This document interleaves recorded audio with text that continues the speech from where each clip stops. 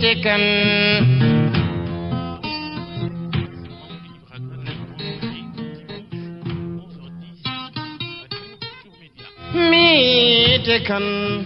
Messieurs, bonjour et bienvenue. Nous avons le plaisir de recevoir à cette première émission Grand Jury après l'élection présidentielle de 2012, Madame Awa Marie Coll Seck. Bonjour. Bonjour. Merci d'accepter notre invitation. Vous êtes ancienne ministre de la Santé, ancienne directrice exécutive de 2004 à 2012 pour le compte des Nations Unies du partenariat fait reculer le paludisme, rollback malaria en anglais, et conseillère spéciale du candidat Macky Sall, sorti victorieux de l'élection présidentielle de 2012 au Sénégal. Pour reparler de rollback malaria, son objectif c'est de réduire de 75% le nombre de cas de paludisme d'ici 2015. Dans le système des Nations Unies, vous avez aussi travaillé de 1996 à 2001 comme directrice des politiques et stratégies et de la recherche à l'ONU-SIDA, le programme commun des Nations Unies pour le VIH-SIDA basé à Genève en Suisse.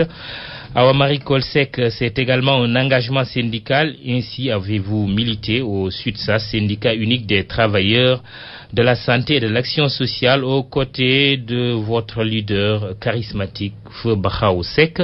Pendant 20 ans, excepté une interruption d'1 an à l'hôpital de la Croix-Rousse à Lyon, en France, vous avez exercé au centre hospitalo-universitaire de Fann à Dakar, notamment au service des maladies infectieuses qui porte aujourd'hui le nom de votre maître feu professeur Ibrahima Diop Mar.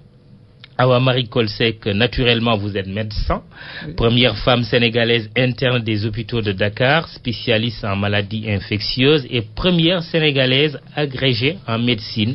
Vos études universitaires, vous les avez faites à l'université Cheikh Anta Diop de Dakar après un baccalauréat série D au lycée Van Vollenhoven devenu lycée Lamine Gueye. Alors, Awa Marie Coll Seck, probable première ministre de Macky Sall, il se susurre dans les salons dakarois que vous êtes premier ministrable. Je crois que c'est une question qu'il faudrait que vous posiez au président de la République, Macky Sall, car c'est une décision qui lui revient. Et bien sûr, chacun a le droit de se poser des questions. Et aujourd'hui, moi-même, je ne peux rien vous dire sur ce sujet bien précis. Vous y pensez ? Non, j'y pense pas, parce que, comme je l'ai toujours dit, je suis venu, je voudrais servir mon pays dans n'importe quelle position. L'essentiel, c'est que je le serve. Et je sais que le président Macky Sall a bien sûr besoin d'un gouvernement et d'un chef de gouvernement. Et donc, il lui revient vraiment de faire les choix et qu'il n'ait aucune pression. C'est ça qui est important, parce que je crois que les discussions de salon aussi mettent la pression sur les gens. Et à mon avis, il faut le laisser réfléchir et s'entourer des personnes qui pourront vraiment l'aider à régler les problèmes des populations de notre pays. Vous êtes sa conseillère, homme ou femme, Premier ministre, vous lui suggériez quoi ? Je lui suggériais je préférerais qu'il ait une personne qui soit vraiment une personne que tout le peuple accueillerait avec bonheur, que ce soit une femme ou un homme. Je ne crois pas qu'à ces niveaux, on ait à parler de préférence de ce genre. Une femme, bien sûr, pourquoi pas. Je me dis que les femmes peuvent avoir toutes les positions aujourd'hui. On a des femmes très très compétentes, donc pourquoi pas. Alors, à ses côtés comme candidat, lui, Macky Sall, en quoi a consisté votre travail de conseillère spéciale ? Je pense qu'il faut dire que le président Macky Sall avait une équipe de campagne avec beaucoup de pôles, que ce soit la communication, que ce soit le programme.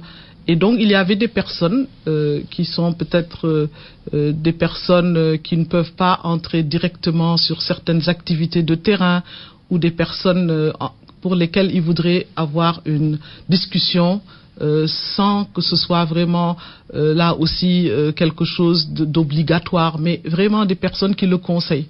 Donc c'est plutôt ce rôle que j'ai eu à jouer, et un rôle qui était très facile parce que c'était un candidat qui lui-même avait des idées assez claires et qui était un candidat qui faisait toutes les choses qu'il fallait, même parfois avant même les conseils. Je me souviens d'une nuit où j'ai eu à me dire je vais l'appeler pour lui dire qu'il fallait réagir au moment des résultats du premier tour, quand il y avait, je peux considérer presque un hold-up où les gens, disons, des dirigeants du parti du PDS avaient décidé de faire passer le message comme quoi ils gagnaient à 52 ou 53%. Et moi, je me disais, mais c'est pas possible, il faut réagir. Et quand j'ai appelé, on m'a dit, tiens, écoute, le président est déjà en train de réagir. Donc c'est Il y avait une course contre la montre pour verrouiller les choses ce soir-là? Je crois, parce que moi, en tant que conseillère, je suis arrivée même après que le président lui-même ait compris qu'il fallait parler, qu'il fallait dire quelque chose. Voilà, donc c'est quelqu'un qui est, à mon avis, très clair dans sa tête, qui a vraiment aussi une manière de réagir qui me semble très pertinente. Et donc c'était un travail, disons, très facile pour moi. Est-ce qu'il est facile à conseiller Macky Sall? Est-ce qu'il est réceptif? Parce que si vous dites parfois il a des idées claires, il agit même avant d'être conseillé, est-ce que ça peut pas être une posture de celui de quelqu'un qui n'est pas très réceptif au conseil? Donc je crois qu'il faut peut-être que je reprenne ce que j'ai dit dans la mesure où je parlais de moi. Oui. Et Macky Sall n'a pas que moi comme conseiller. Il y a beaucoup de personnes autour de lui.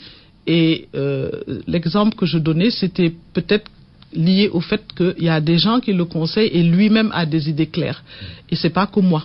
Donc je ne veux pas me donner une place que je n'ai pas. J'ai pu parler avec lui de choses, mais je suis sûre qu'il y a d'autres personnes qui l'ont fait. Et si vous lisez sa liste de conseillers spéciaux, aussi il y en a d'autres, comme Jean-Paul Diaz par exemple. Donc il y a des ambassadeurs, des anciens ambassadeurs. Donc il est très bien entouré. Et au contraire, je pense que c'est quelqu'un qui est très réceptif. C'est quelqu'un qui écoute, qui vraiment tient compte aussi des gens, mais qui a sa propre quand même personnalité et qui sait ce qu'il veut. Donc je pense que c'est vraiment une conjonction de choses qui me semble très importante. Quelqu'un qui a des idées claires, mais quelqu'un aussi qui écoute. Et ça, c'est important. Alors, Macky Sall prêtera serment ce lundi, passation de service avec son prédécesseur, le président Abdoulaye Wade. Première chose, c'est l'engagement d'un gouvernement de 25 membres du candidat qu'il a été et d'un mandat de 5 ans à la place de 7 ans. Cet engagement sera-t-il tenu? Alors, les dernières discussions vraiment que j'ai eues avec lui, c'était encore très clair. Donc, c'est quelque chose sur lequel il ne veut même pas revenir. Et je crois qu'il a raison. Parce que ce sont les premiers actes que le peuple sénégalais aura vraiment à vérifier. Et se disant, c'est ce qu'il avait promis, est-ce qu'il va le faire? Moi, je crois que même 26, ce n'est même pas à considérer. On avait parlé de 25, peut-être moins, mais pas c'est possible plus. De faire moins? C'est difficile. Mais il ne faut pas oublier qu'il y a aussi les législatives qui arrivent et que peut-être des petits réajustements pourraient être nécessaires. Donc certains préconisent de ne pas aller complètement aux 25 pour pouvoir garder une petite marge de manœuvre parce que quand on a les 25 après on ne veut plus en avoir un de plus et donc ça peut être un peu difficile et une petite flexibilité pourrait être faite au départ et proposée au départ, mais le 25 c'est un engagement du président Macky Sall et il tiendra son engagement. Ça, je peux pratiquement le garantir parce que c'est une chose, vous le connaissez, hein, quand il dit quelque chose, c'est une personne de parole. Et je pense que ce sera un acte important. Sa parole sera également très surveillée concernant le quinquennat. Son prédécesseur Wade, quand il a fait adopter la Constitution en 2001, avait été élu déjà pour un mandat de 7 ans, mais il y avait une disposition qui disait qu'il terminait son mandat en cours. Il a fait 7 ans. Macky va s'appliquer le quinquennat au lieu du septennat? Alors je crois que cela a été une discussion avec les alliés et avec tous les acteurs qui ont participé aussi aux assises nationales. Et c'était un élément justement de ces assises nationales. Et le président Macky Sall au départ considérait rentrer, si jamais il était élu, dans le cycle normal. Mais dans la discussion, puisqu'il tient compte beaucoup des assises nationales, il voudrait que lui-même parle de 5 ans maintenant. Donc cela devrait être un amendement à la Constitution. En tout cas, c'est un élément important pour lequel il a donné des engagements à ses alliés. Peut-on s'attendre à ce qu'il démissionne après la prestation de serment de son poste de président de l'Alliance pour la République, son parti? Ça, c'est un point litigieux. C'est un point, je pense aussi qu'il faut comprendre simplement qu'il a un parti qui est jeune, qui a 3 ans. Et je sais que ça a été une de ses préoccupations. Parce que vous vous dites, c'est un parti en construction. Mais là encore, je suis sûr que dans ses discussions avec ses partenaires, avec ses alliés, il trouvera une solution et la meilleure. Donc laissons-lui aussi cette possibilité de réflexion. Mais je suis sûr que c'est une chose sur laquelle il pourra aussi faire des concessions. Parce qu'il veut simplement le bien-être du pays.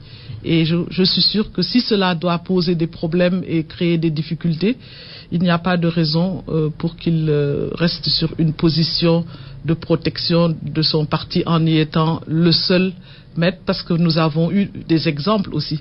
Peut-être que c'est très bien aussi de laisser d'autres personnes prendre le relais. Et à lui d'être au-dessus de la mêlée et être le président de tous les Sénégalais. D'autant plus qu'il a dit la patrie au-dessus du parti. En tout cas, c'est une belle formule en tout cas. On ne sait pas ce qu'il va mettre là-dedans. Ce qu'il va mettre là-dedans, vous le verrez, parce que moi, je lui fais confiance entièrement. C'est un républicain, c'est quelqu'un qui a une foi vraiment et un respect des institutions. Donc c'est un élément aussi qui pourrait l'aider à le faire. Nous avons le plaisir de recevoir dans cette émission le grand jury Awa Marie Coll Seck, conseillère spéciale du candidat Macky Sall, candidat victorieux finalement. Elle a été aussi ministre de la Santé de la République du Sénégal. Le président Macky Sall prête serment ce lundi donc, à partir de demain quand il va être installé officiellement dans son fauteuil de chef de l'État du Sénégal. Quelle sera la vision politique qu'il va décliner et en quoi elle serait différente de celle de son prédécesseur? Le président Macky Sall a déjà donné des éléments très importants de sa vision d'un monde et d'un pays dans lequel il y aura une loi, il y aura une justice pour tous, il y aura une équité, il y aura de l'éthique, des valeurs. C'est une personne qui tient à ce que le Sénégalais de nouveau puisse naître de cette nouvelle, de ce changement. Nous avons vu énormément de choses qui se sont passées, et notamment un règne où il y avait énormément d'argent qui a circulé, beaucoup de corruption. Donc ce sont des choses importantes pour le président, à ce que je sache, c'est vraiment des choses importantes, mais il pense également au monde rural. Il est très conscient des difficultés des paysans, des pasteurs. Il est aussi très au courant de ce qui se passe dans le domaine de la pêche. Il est très peiné de la situation aussi au niveau de l'éducation. Ce risque d'année blanche, ce sont des choses qui sont des préoccupations majeures pour lui. Mais l'un des gros problèmes, vraiment, c'est celui de la Casamance.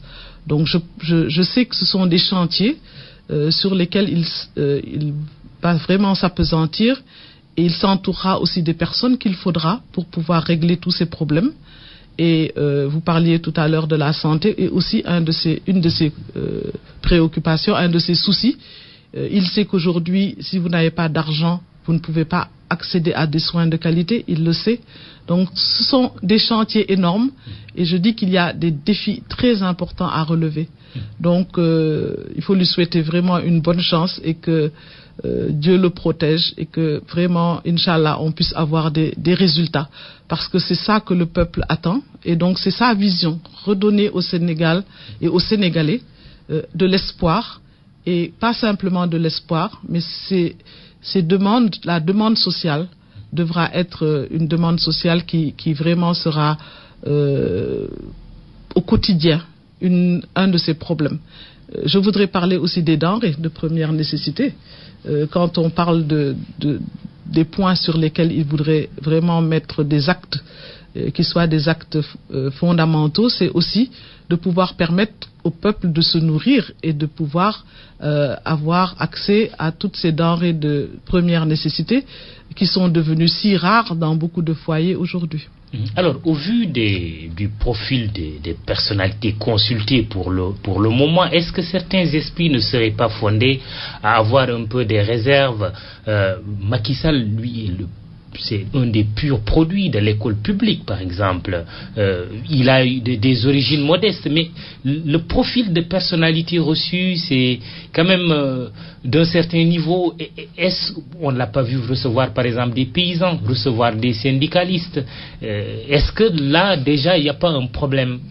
Je voudrais... Quant au ton et à la tonalité qu'il veut donner à sa gouvernance. Oui, je voudrais dire que Macky Sall n'a pas besoin de recevoir les gens. Il a reçu des gens, mais il a parlé avec d'autres. Il les a vus durant la campagne. Il ne faut pas penser que tout se déroule simplement comme quand vous faites un 400 mètres dans les 5 derniers mètres. Les consultations sont des consultations peut-être d'appoint, mais il a parlé avec énormément de personnes déjà. Il en connaît beaucoup. Donc, c'est pas parce qu'il rencontre certaines personnes dont on parle, comme vous dites, de haut niveau, qu'il ne s'adresse pas aux autres. Les autres, il les a déjà. Il en parle. D'autant plus que le haut niveau, c'est pas une garantie de succès non plus. Hein. Non, mais c'est quand même un élément, disons, important du fait qu'il voudrait travailler aussi avec des gens qui ont une expérience concrète sur des choses qui sont importantes pour le pays, qui ont montré aussi leur capacité en gestion, leur aussi crédibilité. Donc ce sont des éléments aussi qu'il faut prendre en considération. Donc ne pensez pas que les syndicats auxquels il a parlé et ses collaborateurs aussi ont parlé à des syndicats, etc. Donc le problème des paysans, il a vécu avec eux, il les connaît, il les a vus récemment sur le terrain. Donc l'école publique est en crise. Oui, tout à fait. L'école publique... Il faut la revaloriser. Alors, vous savez, on a tous... Aujourd'hui, on se rend compte que les écoles privées, d'ailleurs, se sont développées d'une manière exponentielle. Ouais. Et cela est dû à cet échec de l'école publique. Moi, je suis aussi un produit de l'école publique, vous sans doute. Donc, l'école publique a quand même fait ses preuves. Et donc, c'est un souci et c'est une chose sur laquelle il faudra revenir et parler d'une manière très concrète. C'est un secteur pour lequel moi je verrais bien, peut-être que c'est un terme galvaudé, mais des assises ou un forum ou quelque chose où tout le monde interviendrait et apporterait un point de vue pour qu'on reparte sur des bases saines. Et ce sont des idées aussi que le président a. Son programme s'appelle Yoonu Yokkute, la voie du développement. Comment se fera l'articulation avec la vision exprimée dans le cadre des assises nationales dont il est le signataire des conclusions, notamment la charte de gouvernance démocratique? Alors, il y a des éléments très important dans le programme de Macky Sall qui se base, ce programme Yoonu Yokkute, se base déjà sur les assises nationales. C'est le socle. Donc il n'y a pas du tout de divergence entre les résultats des assises et le programme de Macky Sall.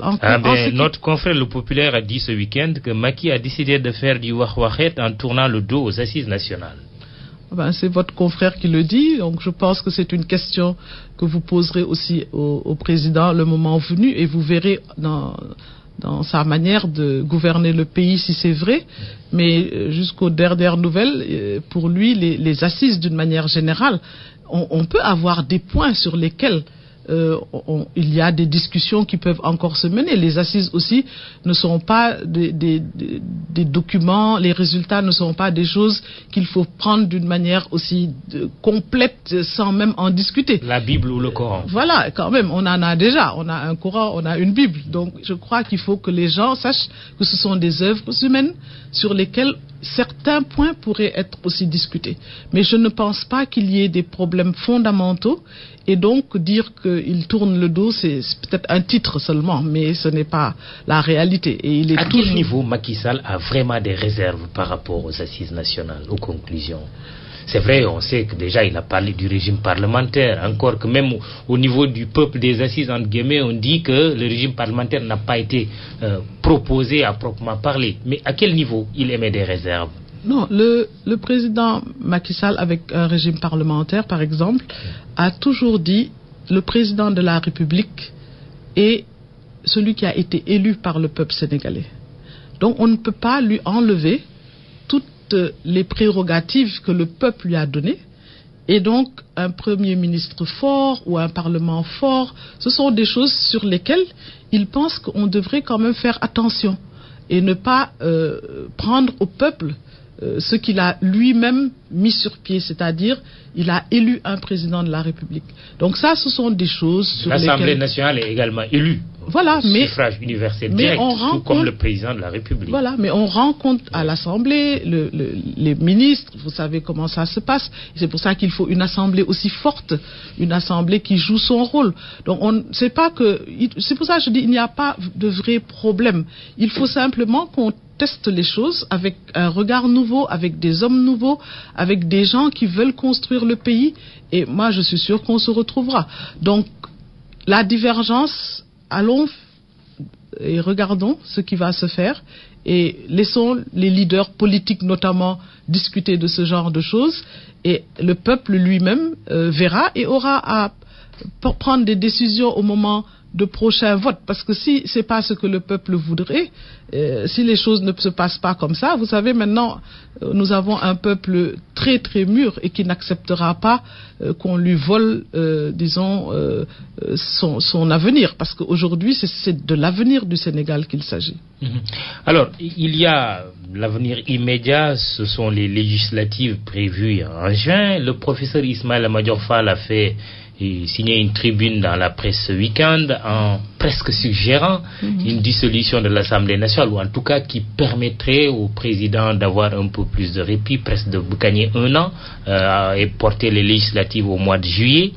Est-ce que Macky Sall est dans les dispositions de dissoudre l'Assemblée nationale? Je pense que c'est un projet, c'est une idée qui a été émise, à laquelle il réfléchit.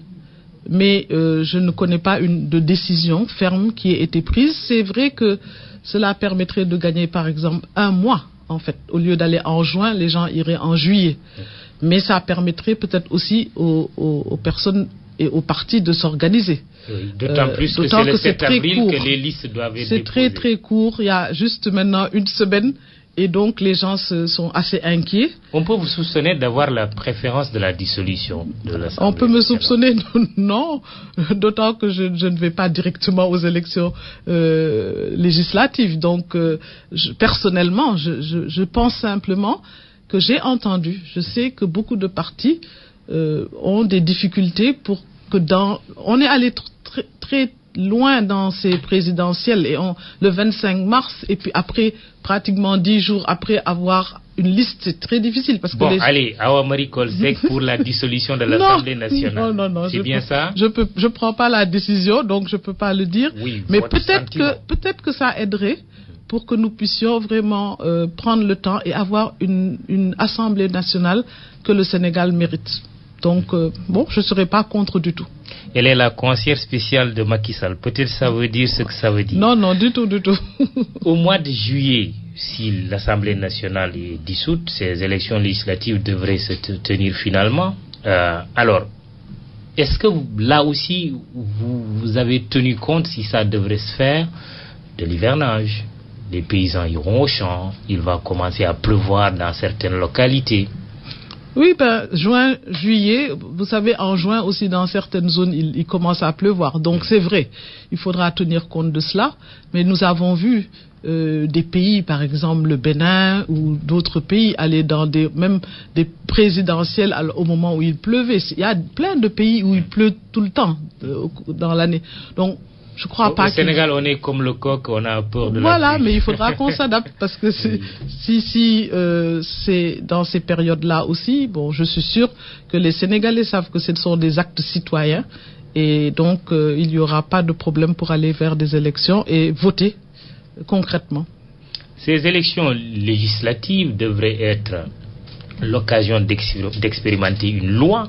Vous êtes femme et peut-être même féministe. C'est la loi sur la parité absolue homme-femme dans les fonctions électives ou semi-électives. Vous pensez que c'est le moment d'appliquer ça? Donc je sais qu'il y a eu beaucoup de discussions sur ce sujet, mais il y a une loi, il y a des décrets d'application, il faut qu'on puisse appliquer la loi. Je suis pour qu'on l'applique. Les gens me disent oui, mais il n'y a pas assez de femmes dans les partis politiques à un haut niveau pour pouvoir vraiment faire de la parité, la manière dont les listes seront vraiment élaborées, etc. J'ai dit, mais les femmes, tous les jours, ont montré leur capacité. Les femmes sont partout dans le monde du travail, chez elles, sur les marchés. Elles ont montré qu'elles sont capables de faire beaucoup de choses. Maintenant, moi, je proposerai au président Macky Sall que si vraiment les gens ont des difficultés, pourquoi ne pas créer un fonds ou une manière de vraiment faire ce qu'on appelle en anglais le capacity building, donc renforcer les capacités de tous les parlementaires qui auront été élus, parce qu'après tout, il y a aussi des hommes qui ont besoin de renforcer leurs capacités, et à ce moment-là, rapidement, sur l'année, tout faire pour qu'il y ait vraiment un parlement où tout le monde aura sa voix et tout le monde aura la possibilité vraiment de jouer le jeu qu'il faut. Donc, la question étant de savoir le profil du parlementaire que nous voulons. Oui, mais le parlementaire est quelqu'un qui... Ce n'est pas forcément d'être instruit. Tout à fait. Moi, je ne veux pas donner de nom. Je donnerai un nom. En français, comme on le dit souvent. Donnons un nom, Moussi Diakhaté. Elle est parlementaire, elle l'a dit à tout le monde, elle n'a pas été dans des écoles, disons, françaises, francophones, les écoles classiques, mais elle a été dans les écoles coraniques, elle a une certaine manière, une expérience de la vie. Elle fait partie, d'après ce que je comprends et ce que j'ai vu, des députés qui ont joué leur rôle au niveau de l'Assemblée nationale. Donc voilà un exemple. Donc qu'on ne me dise pas qu'il n'y a pas assez de femmes instruites, qu'il n'y a pas assez de femmes de haut niveau. Je lance vraiment un appel à tous les chefs de parti pour que cet effort soit fait, pour qu'on puisse avoir les femmes dans ces listes électorales et que la parité puisse enfin être une réalité. Parce que ça fait des années et des années, je peux dire des dizaines d'années, que les femmes se battent pour que cela puisse se faire.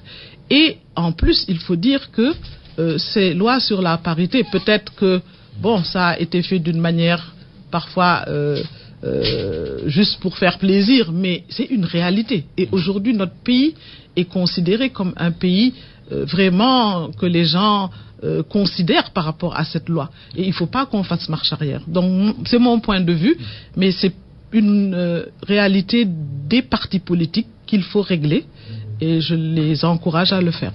Awa Marie Kolsek est l'invité du grand jury. Alors, il y a un gros point d'interrogation sur le sort de deux institutions, c'est le Sénat, mais aussi la vice-présidence, parce que le poste a été créé, ça fait l'objet d'une loi. Quel sort pour le Sénat et la vice-présidence? Seront-ils ou seront-elles ces institutions supprimées? Je vous donne mon avis, encore une fois. Car il ne faut pas oublier que le président Macky Sall devra encore une fois discuter avec ses alliés, c'est pas qu'il est en otage, mais qu'il doit avoir des conseils de ces derniers, et voir aussi, avant de dire je dissous le Sénat, je dissous une telle institution, n'importe laquelle, faire un bilan, voir, parce on croit tous que ça marchait pas, mais peut-être qu'il faut être assez neutre, faire un bilan, prendre du recul, vérifier si vraiment c'est une institution qui n'est pas nécessaire, et à ce moment-là, aller vers la dissolution. Mais ne pas en faire, disons, quelque chose qui est presque... on n'est plus en campagne, on ne fait pas de la campagne, on fait du concret. Mais pour la vice-présidence, est-ce qu'on a besoin d'un bilan? Par contre... Un poste qui n'a jamais été pourvu d'ailleurs. C'est pour ça que je dis il faut faire la différence entre le Sénat et la vice-présidence. Donc pour le Sénat, je demanderai que les gens fassent vraiment une évaluation et très rapidement que les décisions puissent être prises. Concernant la vice-présidence, vous savez aussi dans quelles conditions cela a été proposé. Et c'était encore une fois une manière de faire de la politique politicienne. Moi, je crois qu'il y avait des idées. On voulait dire d'abord ça avait commencé, ce sera une femme. Donc moi, je ne veux pas qu'on dise on veut faire plaisir aux femmes. Les femmes vont se battre pour avoir la place qu'elles doivent avoir dans notre société, qu'elles ont même dans la société, mais qu'elles doivent avoir aussi dans les instances de décision. Mais il ne faut pas offrir quelque chose comme ça. Donc pour moi, la vice-présidente, c'était plutôt quelque chose qui était fait pour régler des problèmes spécifiques. Et je ne vois pas l'importance de cela. S'il y a un Premier ministre, il y a un président de la République, cela suffit largement. Suppression de la vice-présidence. Moi, je pense aussi. Mais pour le Sénat, il y a le président actuel, Pape Diop, dans cette émission qui a lancé presque comme un défi aux différents acteurs politiques et candidats, notamment en disant ils ne supprimeront pas le Sénat. Bon, c'est son défi s'il veut, mais lui, en tout cas, je crois que de toutes les manières, ce sera un Sénat aussi de type nouveau. Donc, le problème du Sénat, il y a plein de pays dans le monde où il y a un Sénat. Donc, il faut qu'on réfléchisse et qu'on voit. Mais ce qu'on a, moi, en tout cas, jusqu'à preuve du contraire, le Sénat qui a siégé depuis quelques années, on n'a pas vu vraiment beaucoup d'actes. Et donc, peut-être que c'est à cause de ça que les gens se disent aussi, il ne faut pas qu'il y ait trop de personnes, qu'il y ait des postes, qu'il y ait disons, c'est un peu du gaspillage aussi, si ce n'est pas utile. Donc, c'est pour ça que je dis, prenons du recul, réfléchissons. Moi, je n'ai aucun préjugé et je pense que j'ai vu des pays, je les ai visités, où le Sénat existe et travaille. Donc, essayons de voir, est-ce que c'est les mêmes textes, est-ce que c'est pas un endroit où on met des gens simplement pour les caser. Il faut que ce soit quelque chose d'utile au pays. Et voilà, c'est mon point de vue. Alors, les audits, ça fait frémir certains, sourire d'autres. Quelle période choisir pour ces audits s'ils doivent être faits et quelle gestion concerner? Je pense qu'il faudrait qu'on le fasse, parce que j'accompagne le président Macky Sall dans ce défi que nous devons relever. Et je pense que toutes les personnes de bonne volonté et tous les Sénégalais doivent s'attendre à ce qu'on vérifie les problèmes, disons, de gestion de l'État et du patrimoine et également des deniers publics. Donc, il est important qu'il y ait ces audits. Pas que ça. Nous avons une inspection générale d'État, nous avons une Cour des comptes. Tout le monde doit travailler. Il faut qu'on vérifie ce qui a été fait. Il faut également que les personnes... de l'inspection générale d'État a été reçue par le président Macky Sall ce week-end. Ah ben c'est normal. C'est dans ce sens? Je ne sais pas, mais je crois que c'est vraiment normal. C'est une personne qui joue un rôle important, qui connaît vraiment les institutions, qui sait ce qui se passe. Donc, c'est important que le président la consulte ou en tout cas lui parle. Donc, c'est un organisme qui est très important qu'on doit laisser travailler. Parce que si il y a des inspections, mais qu'après on mette le coude dessus, c'est là où le bas blesse. Donc, pour moi, c'est un élément important. Il y a eu trop de corruption dans ce pays. Il y a eu trop d'enveloppes. Il y a eu trop d'attachés caisses ou je ne sais trop quelle valise, etc. C'est trop. Mais justement, quelle période et quelle gestion? Parce que certains disent, mais Macky Sall, vous êtes comptable du bilan de ce régime, si on doit considérer les 12 années. Vous avez fait 8 ans là-dedans. Oui, il a fait 8 ans, mais est-ce que vous avez vu sa gestion personnellement? Donc c'est quelqu'un qui est très rigoureux et qui veut une gestion saine et qu'il verra très rapidement pour lui que ces choses-là puissent être réglées. Donc pour moi, il n'a aucun problème par rapport à cela et il va s'engager, il l'a dit, à ce que les choses soient clarifiées. Audit des comptes donc des 12 années de cette alternance du régime du président Wade? Alors, maintenant, c'est peut-être la question. J'avais pas compris. J'avais pensé que vous disiez, est-ce que le président va le faire dès qu'il arrive ou pas? C'était ce problème de temps.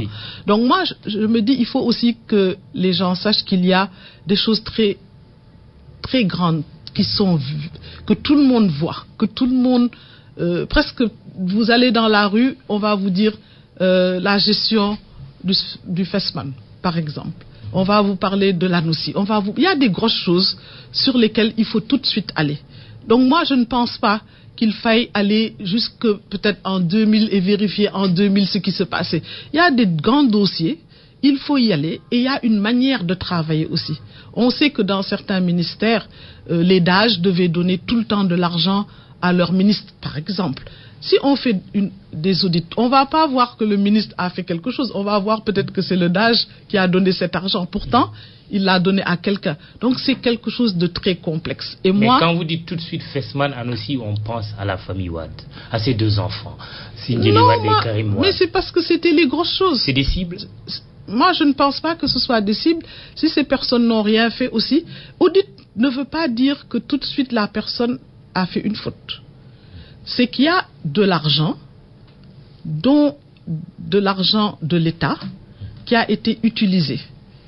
Et donc, c'est bien de voir, parce que ce sont des grosses sommes, si les choses ont été faites d'une manière adéquate. Si on se rend compte que les choses ont été faites d'une manière adéquate et que peut-être c'était des rumeurs et que rien n'était une réalité, il n'y a aucun problème. Mais il faut que les gens acceptent de rendre compte. Mais déjà, le président Wade dit que son fils, Karim Wade, n'a jamais géré de l'argent. Qu'est-ce que vous en pensez, cette déclaration? Moi, je suis très gênée par cette déclaration. Karim Wade est un citoyen qui a eu des responsabilités.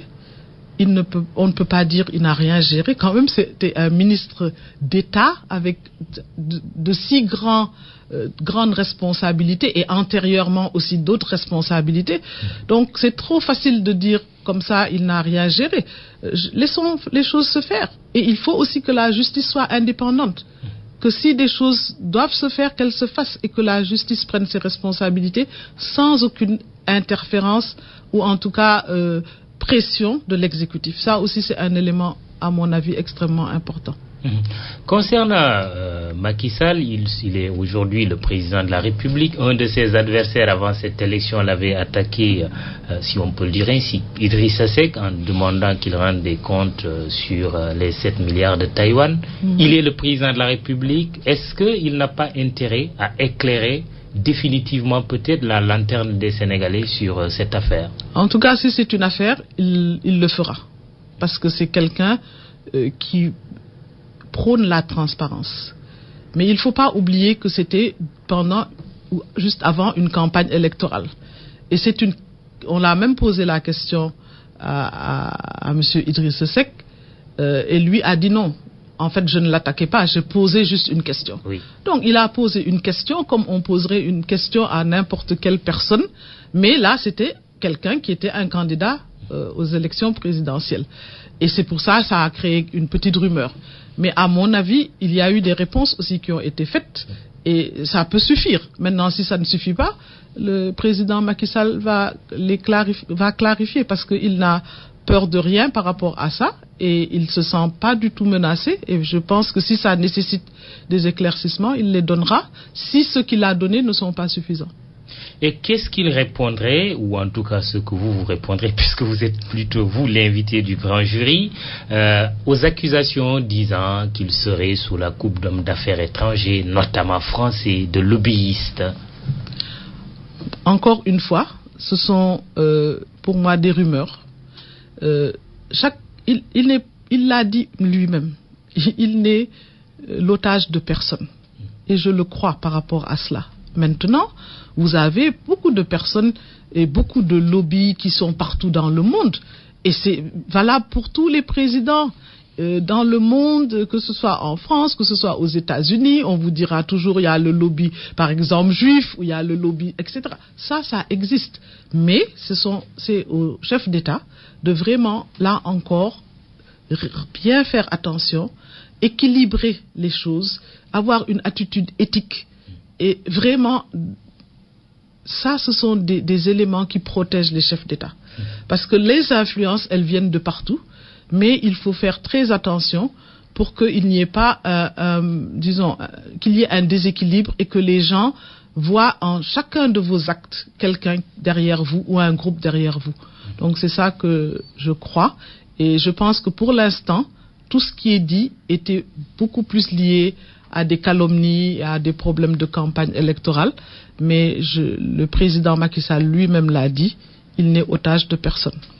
Il nous reste 11 minutes pour interroger encore dans cette émission le grand jury sur la RFM, Awa Marie Coll Seck, ancienne ministre de la Santé, conseillère spéciale de Macky Sall, devenu président de la République. Alors, sujets sociaux, le premier, les denrées de première nécessité. Est-ce que vous pouvez annoncer aux Sénégalais, sans que ce soit un poisson d'avril, qu'il y aura bel et bien baisse du prix des denrées de première nécessité, et c'est pour quand?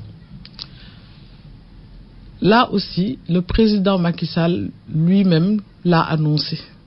Donc, ce n'est pas une nouvelle que je vais apporter. Il va travailler, et il est déjà en train de le faire, pour que les denrées de première nécessité puissent, si elles ne sont pas à la portée de tous les Sénégalais, parce que c'est quand même difficile, il y aura vraiment des diminutions qui pourront être observées. Il travaille dessus, c'est une priorité pour lui. Il a été assez sensibilisé à ce sujet. Il a visité le Sénégal, vous l'avez dit, beaucoup de personnes le savent. Il sait quels sont les problèmes des Sénégalais et il sait que ça, c'est un problème de base, un problème fondamental. Donc, il n'y a aucun problème. C'est un travail qui est en cours déjà et les Sénégalais verront des effets quand même de cette réflexion. Mais le timing, c'est pour quand? C'est là tout de suite ou d'ici la fin de l'année? C'est quoi? C'est une question trop précise pour que je puisse y répondre, mais ce sera le plus rapidement possible. En tout cas, ce sont des choses sur lesquelles le président, les alliés et toutes les personnes vraiment de bonne volonté qui travaillent avec lui voudraient voir très très vite pour que les Sénégalais soufflent un peu. C'est presque un défi que certains lui lancent en disant mais il ne pourra rien faire parce qu'en réalité les prix sont négociés ailleurs, c'est plutôt le marché international, les cours mondiaux. Quelle marge de manœuvre votre régime là qui s'installe aura? Vous avez les denrées de première nécessité dans certains pays de la sous-région qui sont beaucoup moins élevés qu'au Sénégal. Donc si c'était un problème seulement de fixation de prix au plan international, je pense qu'effectivement, on pourrait dire que c'est la même chose partout. Mais vous allez au Burkina Faso, vous allez au Bénin, je parle souvent du Bénin, mais vous allez ailleurs, vous pourrez trouver le riz moins cher, l'huile moins chère, etc. Donc, le Sénégal et le président aura à utiliser tous les leviers possibles pour pouvoir trouver une solution. Maintenant, laissons-le et laissons les spécialistes qui sont autour de lui trouver des solutions très concrètes. Mais l'engagement est un engagement fort et je suis persuadée que le peuple sénégalais verra très rapidement quelque chose se faire.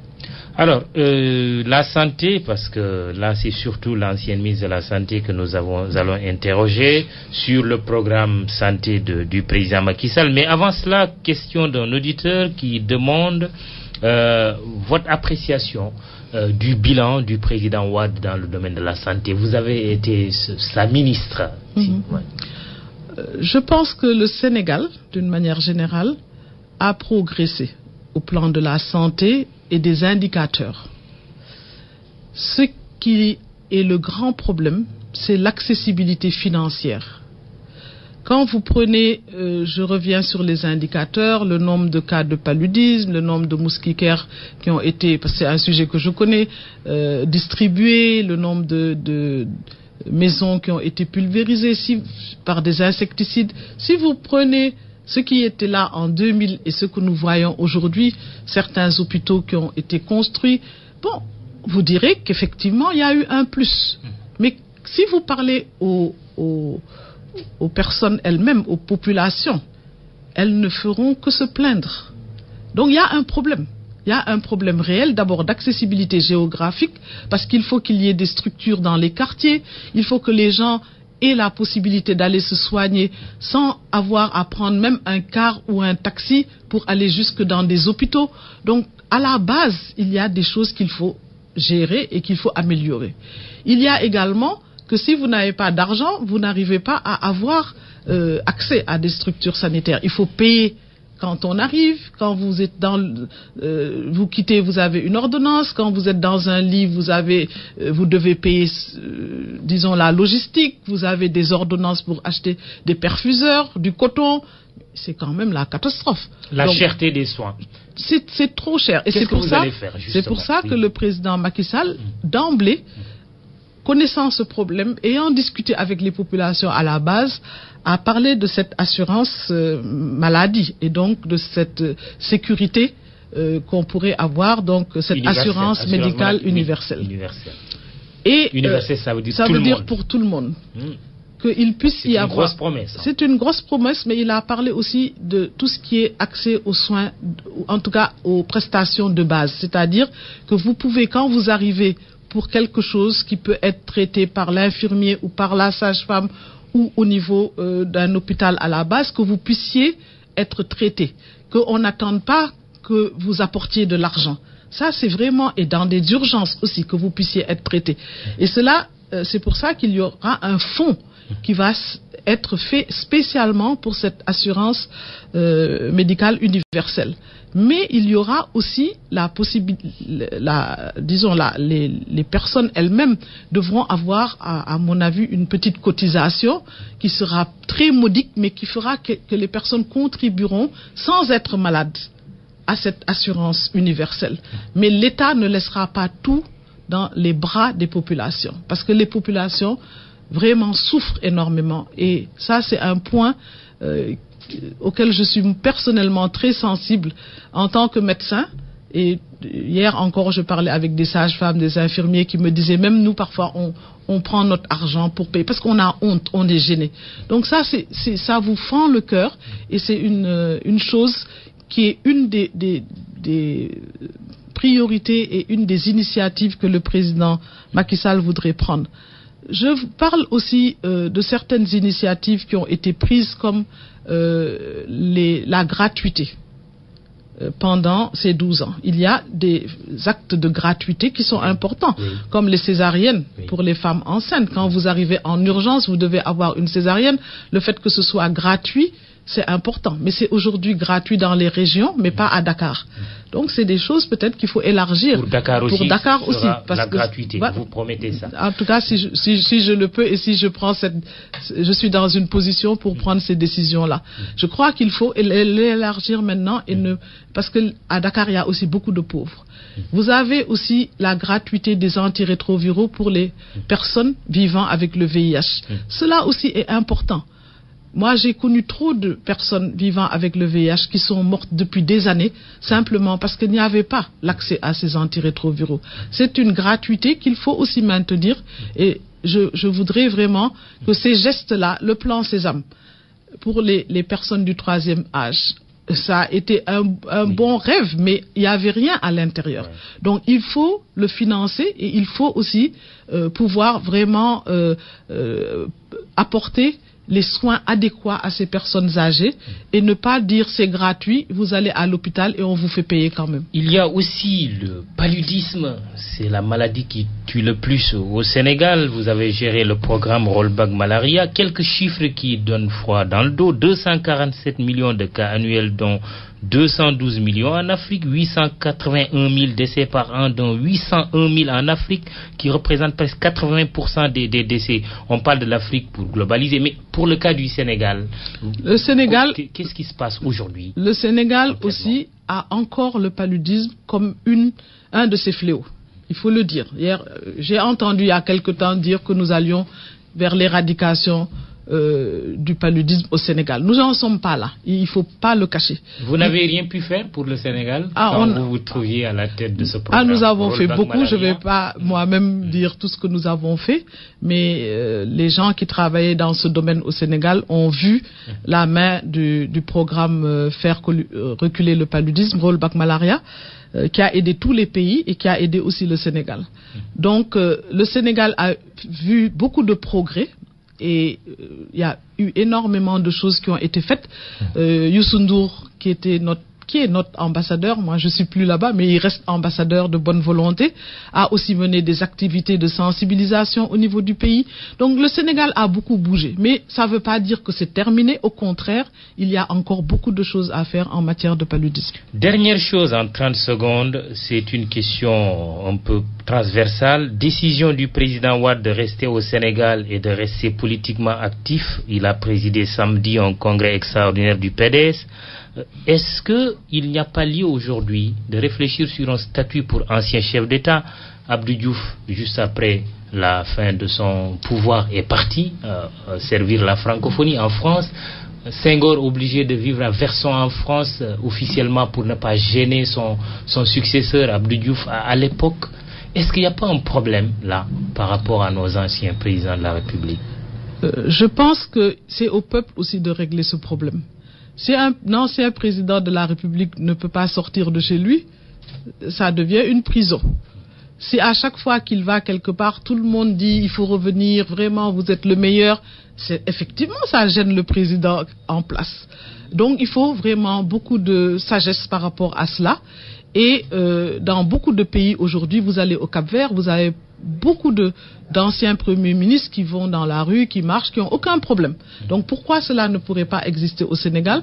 Un statut aussi, pourquoi pas? Il faut simplement que les chefs d'État puissent sortir par la grande porte et puis n'aient pas de compte à rendre. Il n'y a pas de raison qu'ils ne puissent pas vivre dans leur pays, dans un pays qu'ils ont servi. Donc moi, je me dis que ce serait très bien que les chefs d'État restent dans les pays d'origine et le président Wade, à mon avis, pourrait être aussi parmi ceux qui pourraient bien rester dans leur pays. Mais il faut simplement qu'ils sachent ils deviennent aussi des citoyens. Et ils pourront et ils devront, si c'est nécessaire, rendre compte par rapport à ce qu'ils ont eu à faire. Merci Awa Marie Coll Seck, ancienne ministre de la Santé, conseillère spéciale du candidat Macky Sall, finalement devenu président de la République et qui prête serment ce lundi. Merci d'être venu à l'émission Le Grand Jury, présentée par Mahmoud Ibra Kane, à la technique Abdoulaye Diop. Dans un instant, c'est le journal de midi avec Ismaïla Kamara. Bon dimanche, à dimanche prochain.